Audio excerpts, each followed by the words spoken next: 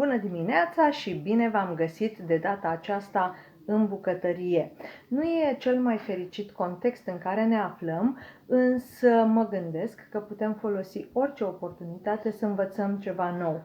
Astăzi vă invit să învățăm cum să pregătim un mic dejun sănătos și, împreună cu Evan, am decis să facem o porție zdravână de clătite cu căpșuni și unt de arahide. Mai departe, îl invit pe Evan să vă prezinte ingredientele.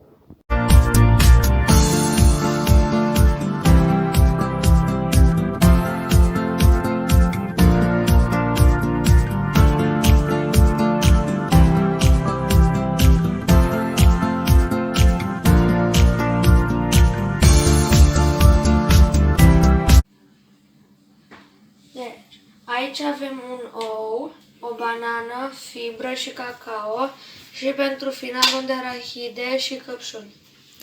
Aș mai veni și eu cu câteva completări, lucruri care o să ne ajute pe viitor să facem alegeri mai bune. Banana, pentru că o vom folosi în compoziție, ar fi ideal să fie una bine coaptă. În ceea ce privește fibra, rețeta presupunea folosirea unei fibre de ovăz. Pentru că n-am avut la îndemână, am ales ceva ce cred că o să ne placă și mai mult, o fibră de măr și ovăz, care o să dea un gust delicios clătitelor noastre. În ceea ce privește căpșunile, am încercat o variantă pe care recunosc că nu o folosesc întotdeauna, însă, ținând cont de condiții și pentru că n-am avut la îndemână căpșuni proaspete, am ales unele congelate. Varianta s-ar putea să fie mult mai bună decât cea a fructelor proaspete pe care le-aș fi găsit în acest moment. Nefiind sezonul căpșunilor, cu siguranță ele nu ar fi fost unele crescute în mod natural. Cele congelate au fost culese cu siguranță în vară, atunci când e sezonul căpșunilor, ele fiind imediat congelate, ceea ce face ca aceste fructe să-și poată păstra toți nutrienții pe o perioadă mai lungă de timp.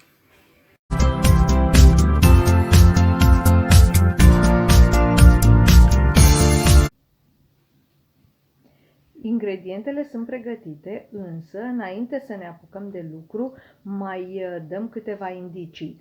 Firește, instrumentul pe care îl folosim cel mai mult în bucătărie, și anume mâinile, a fost bine spălat înainte să începem treaba.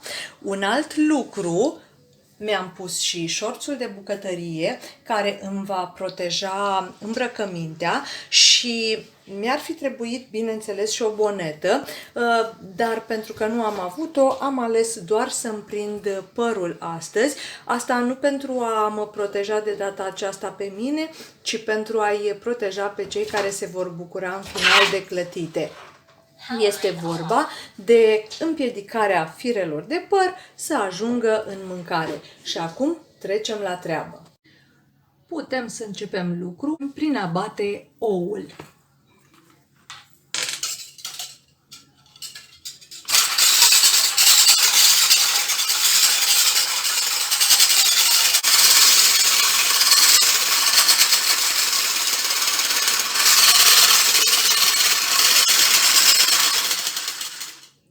Deja se face o spumă frumoasă, nu e ca atunci când batem separat albușul și gălbenușul, însă pentru clătite e suficient.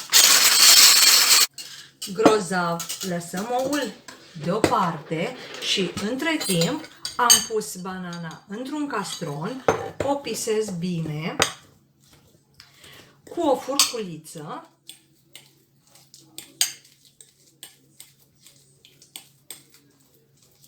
Devine un piure care va da un gust delicios clătitelor noastre.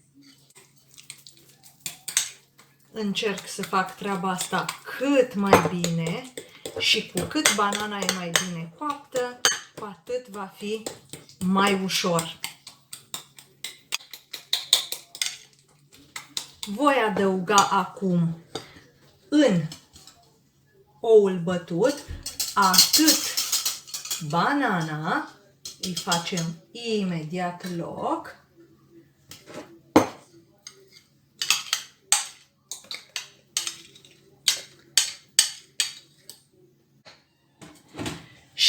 Firește, ne-a mai rămas ceva de adăugat și anume fibra și cacaoa pe care le-am pus acum împreună în acest castronel.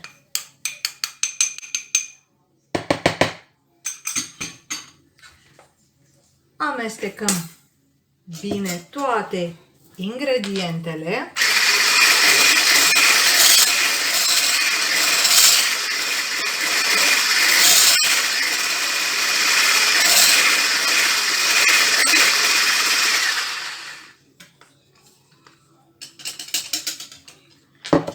Și ne pregătim să mergem la aragaz. Am încins bine tigaia și pentru că e una antiaderentă, am ales nici măcar să nu folosesc astăzi ulei. Din compoziție turnăm clătituțe mici .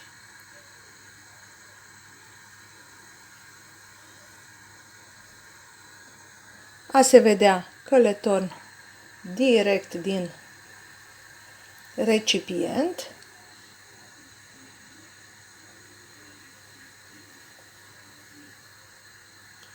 Focul a fost destul de mare inițial pentru a încălzi bine tigaia, însă pot să-l dau acum ceva mai mic și așteptăm să se rumenească puțin.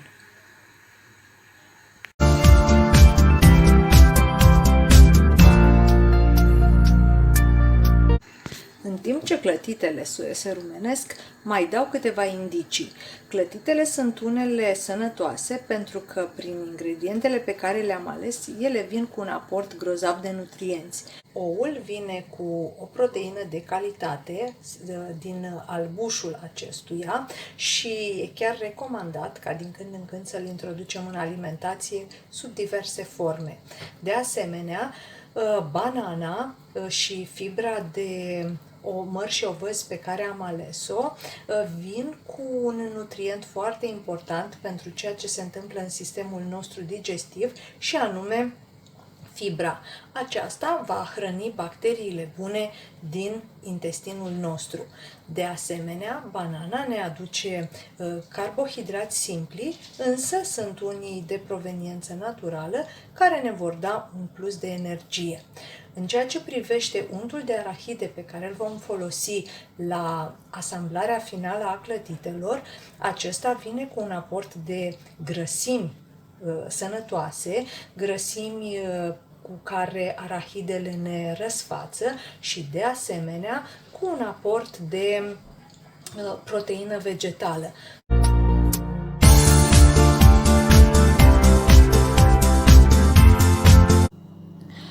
Urmează asamblarea. Am terminat de pregătit clătitele și folosesc acum untul de arahide de care povesteam. Între timp am pregătit și căpșunile. Sunt aici tăiate. O să punem niște bucățele de căpșuni. Completăm cu clătită. Trecem din nou la untul de arahide. Între timp stratul a crescut. Mai adăugăm din nou felii de căpșună și ultima clătită și urmează să degustăm. Vă invit și pe voi la o clătită delicioasă.